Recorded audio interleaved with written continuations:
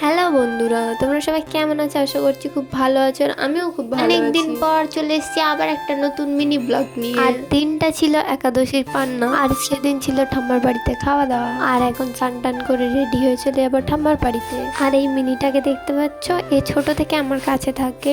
আর তোমরা যদি কেউ এর নাম জানতে চাও তাহলে কমেন্ট করো, পরের ভিডিওতে বলবো। এই হলো আমাদের 3 ছাগল। আমরা ঠাম্মার বাড়ি চলে এসেছি।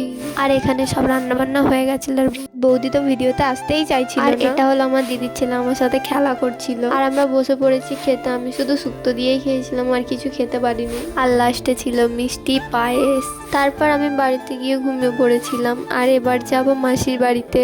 মা আর আমি হাঁটতে হাঁটতে বেরিয়ে পড়েছি মাসির বাড়িতে যাব বলে। আর মা আমাকে কিনে দিয়েছিল পকোড়া, সেটাই খেতে খেতে যাচ্ছিলাম।